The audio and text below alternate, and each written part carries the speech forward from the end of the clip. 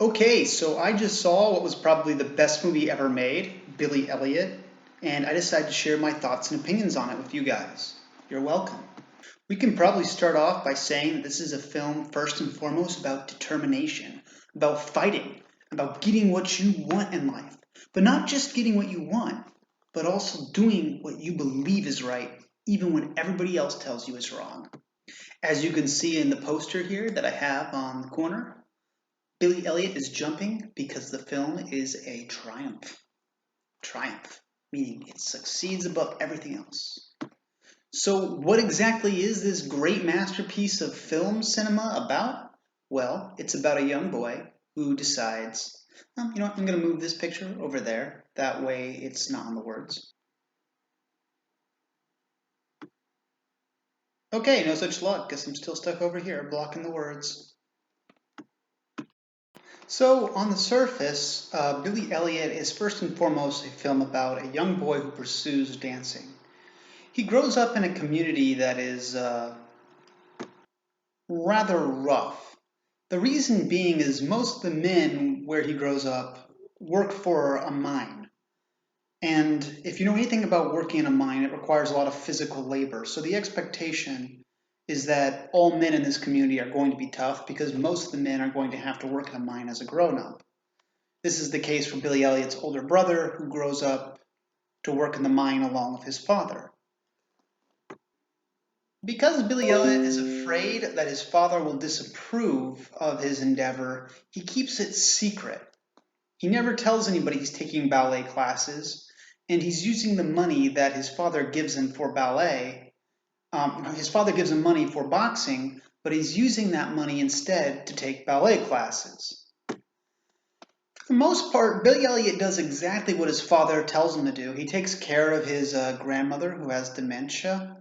He goes to school and follows instructions.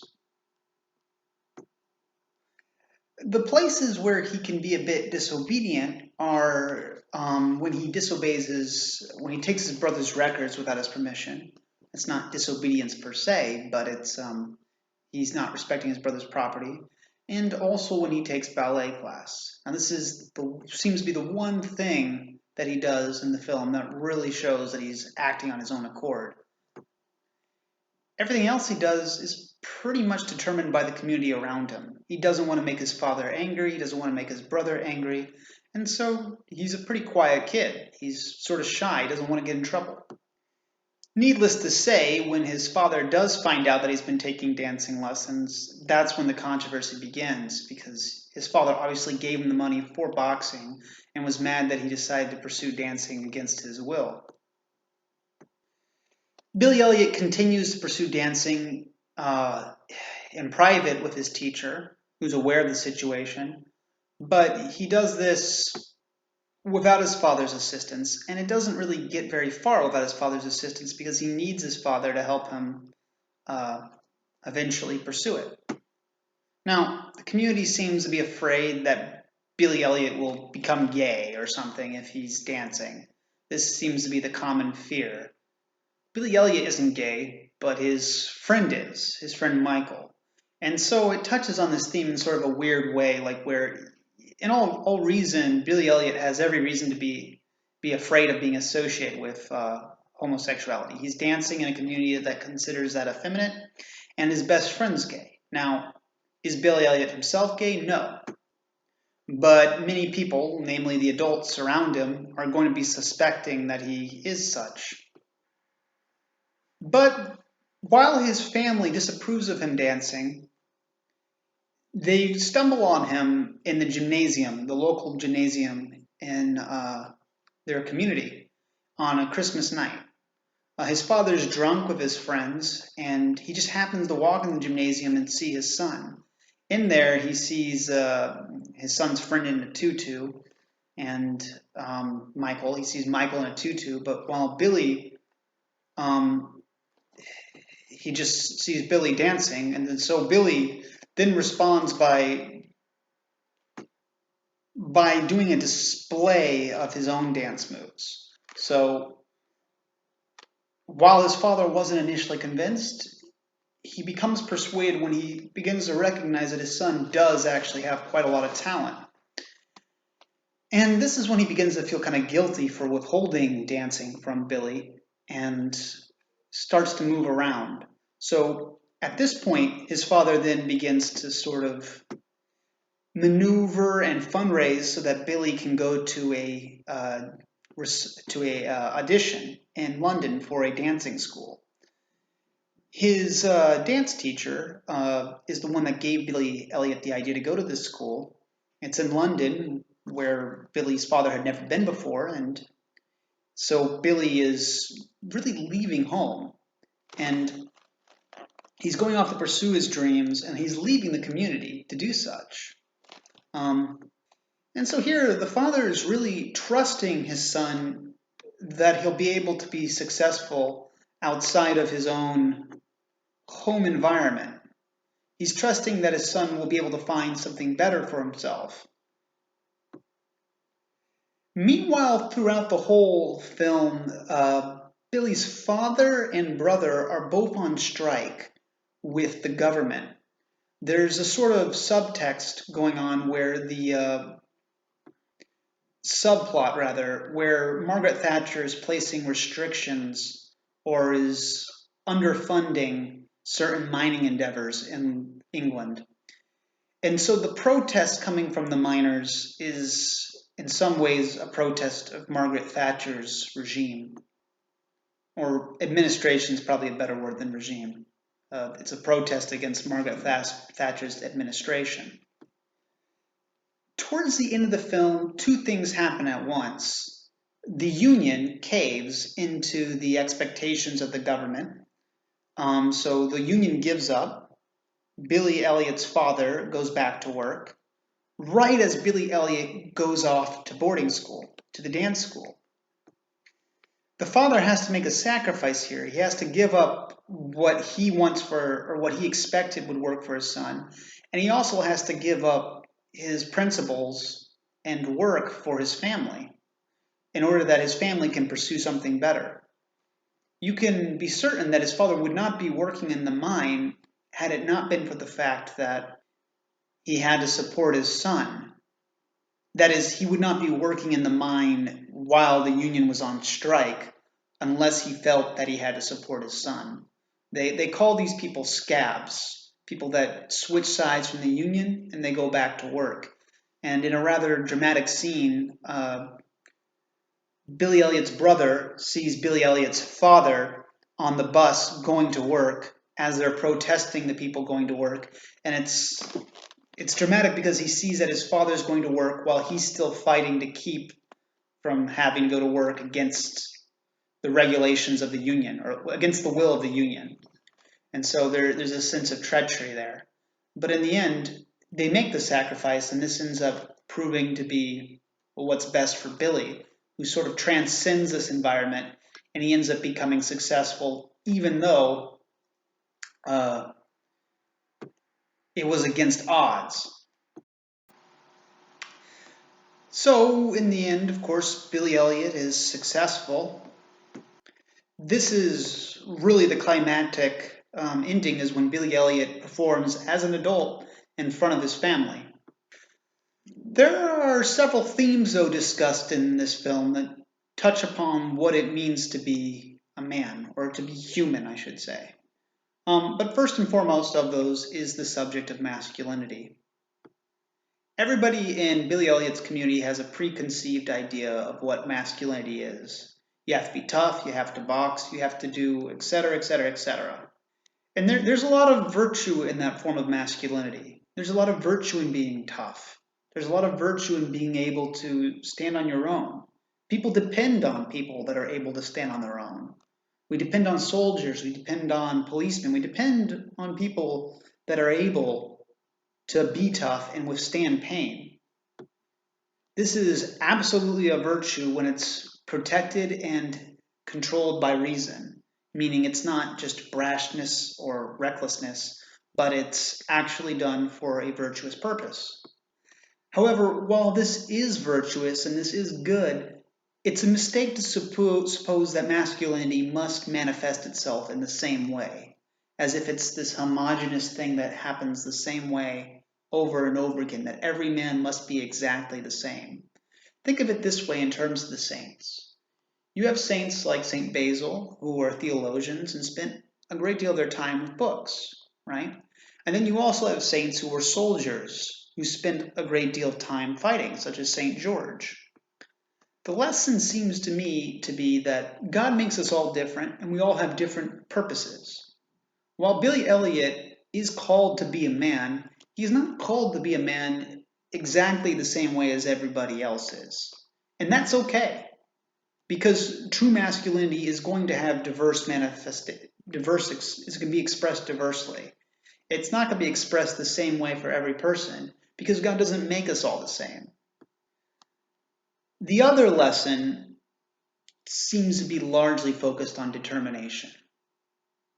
While his father is determined to get the union to be successful, Billy Elliot is determined to pursue his dream as a dancer. In both cases, they're up against some form of authority. Billy Elliot is up against his father, while his father is up against the government. In the end, Billy Elliot is successful, while his father, I guess it's questionable whether or not he succeeds. Where the father undeniably is happy, though, is in Billy Elliot's success. So while the father seems to let go of his cause towards the end of the film, Billy Elliot goes on to be successful because his father supports him.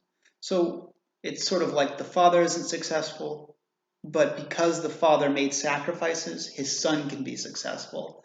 And there's a real expression of love there towards the end of the film.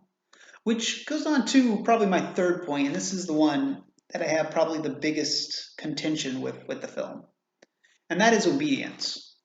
We can talk about how his father should have listened to his son and let him dance. We can also talk about how everybody in the community was wrong to suppose that ballet was something only for girls, when clearly a good art form such as ballet requires men as well. Like Swan Lake was written with male roles in mind, and for a good reason. But one thing I can't deny is that Billy Elliot does disobey his father's commands. His father told him not to dance, and he did so anyway. Now, when we talk about obedience in the Bible, honor thy father and mother, generally I interpret this to mean that you must do what your parents tell you to do. There's a good case to be made that Billy Elliot's vocation is at stake, and that because Billy Elliot is called to follow his vocation and called to best fulfill his dreams, that he shouldn't have to follow his father's orders. But with that, I do think you have to consider the fact that his father is the one feeding him. It's his father who's the one who's putting a house above his head. It's his father who's making the most sacrifices for him, while Billy Elliot is not quite able to make as many sacrifices for his father, other than taking care of his grandmother with dementia. This, of course, raises questions as to when are you actually able to make decisions for yourself? When are you actually independent of your parents' authority? Do I, as a 30-year-old man, have to listen to everything my parents say? And the truth is, it is partially dependent on you being mature enough to make your own decisions, and partially dependent on you being able to financially support yourself. So we have obligations to follow those who are taking care of us. And in Billy Elliot's case, he is being taken care of by his father. And so in my opinion, he didn't have the right to really take those classes against his father's will. That said, though, just because I think Billy Elliot is doing something wrong does not mean that I think the father was right to refrain or deprive him of being able to pursue dance. It's possible for both the father and the son to be wrong, in my opinion. And this leads to the fourth point, which is about community. Had Billy Elliot's father not supported him, he would not have been successful. He needed that community support. And it was only when the community learned that Billy Elliot had a lot of talent that they all began to support him and to rally behind him. Had the community just told him, hey, stop doing that, you'll become a quote-unquote poof, it's an offensive term for a homosexual, he would not have grown up to be successful. So Billy Elliot really needed for the people to support his father, and he really needed for his father to support him. And he needed people like the teacher to help take care of him and help guide him. So the lesson isn't he can do this against everybody's help. Really, the lesson is that we should support people even when we don't understand exactly what it is they're doing. This community, they don't know anything about dancing. They don't know anything about ballet, but they do know they can trust Billy Elliot, and they do know they can support Billy Elliot, and that's really the lesson. So when the father listens to the son, and when the son listens to the father, this is when the situation improves. Billy Elliot is able to help his family, and Billy Elliot's father is able to help Billy Elliot when they're communicating. So I think I touched on all 5 of those there. So the community is important because the community helps him succeed, and it's important that he recognizes that he's part of this community. And it's also important that him and his father communicate so they can understand why it is that ballet is important. His father is not going to know why ballet is important on his own. It's not because his father is a dumb person, and it's not because Billy Elliot is a genius. It's because you have to be able to communicate these things, and you have to be able to work together. And communicating is a big part of working together. Now, perhaps the main reason why it's important for there to be communication is because experiences are different. While Billy Elliot wants to be successful, so does his father, but they have different ideas of how this is supposed to be. Think about that scene in the end or during the audition where the boy comes up to Billy, and though the boy is trying to be nice to Billy, he doesn't understand how significant it is for Billy when he tries to comfort Billy.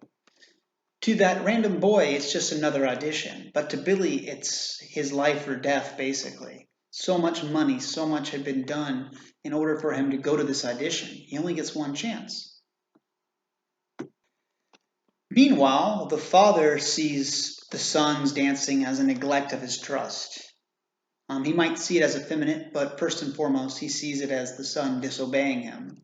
But what Billy sees it as is him pursuing his own dreams. So you have 2 different things going on there. One sees it as him fulfilling his dreams. The other sees it as a betrayal of trust. So when experiences are different like this, it's important that there also be communication. Now on to the next segment, which is about the more theological implications of the film. I chose this specific icon because it's supposed to show both the divinity and the humanity of Christ. And while there is an element of theology in Billy Elliot, it's mostly expressed in the characters and their human interactions. So Christ's human nature is very influential in this film, meaning our ideas or our ideals about humanity are discussed as themes in this film, like what is masculinity? We can think of Christ as the perfect man, but how does Christ intend for us to exist? So insofar as God became man, God understands our struggle and can instruct us on this. And the first thing that I would say that is learned or can be learned from this film is that God has a purpose for everyone. Now, once we accept this, we learn that life begins to make more sense when we recognize that there's a reason for our existence. And it's always best when we follow this plan that God has for us. Now, it seems clear that insofar as Billy Elliot has a vocation or to a job, God wants or desires for him to be a dancer.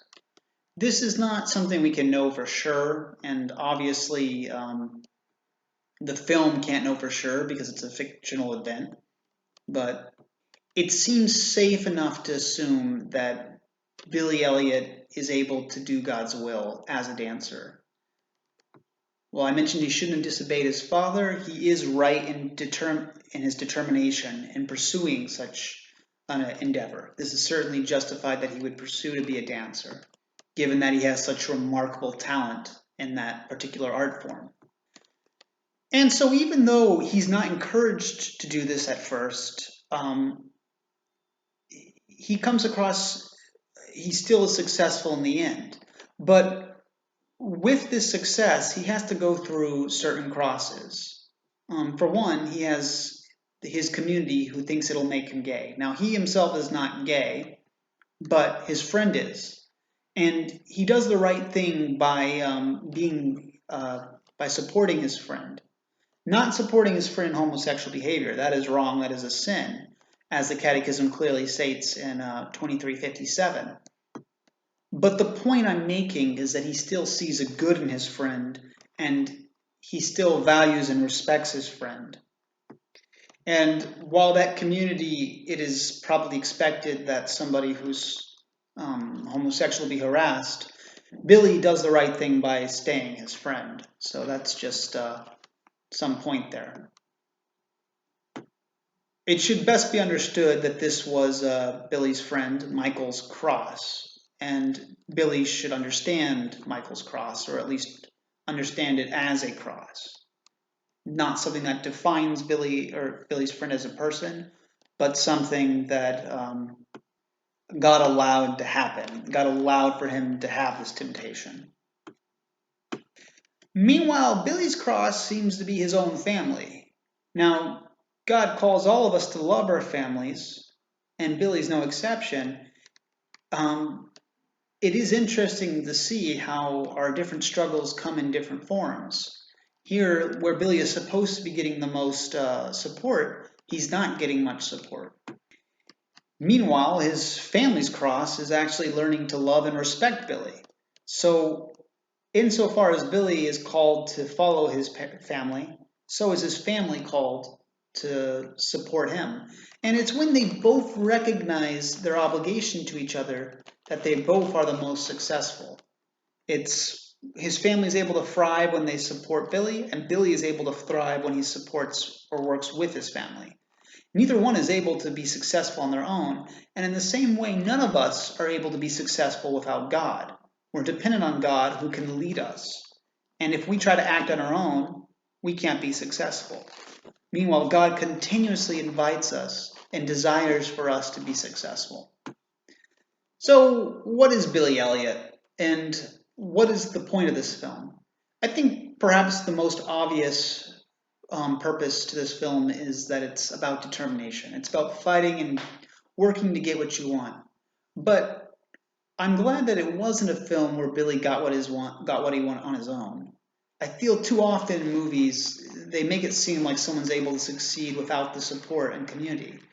God gives us a community and expects us to work in that community.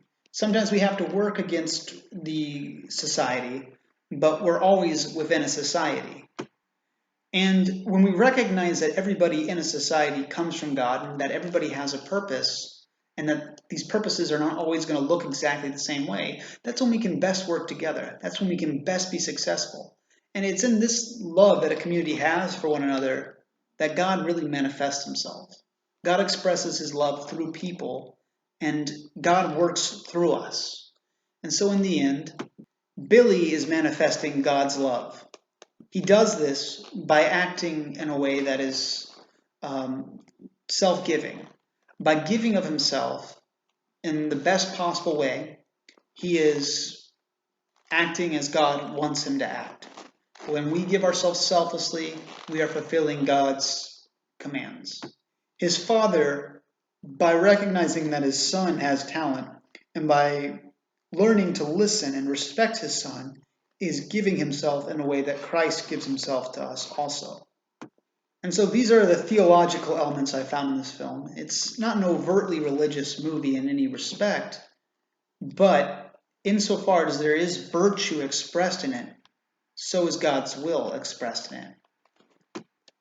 In Matthew 12:50, that is chapter 12, verse 50, Jesus says, whoever does good does the will of my Father. And so the virtue expressed in this film is good, and it is the will of the Father. Thank you for your attention.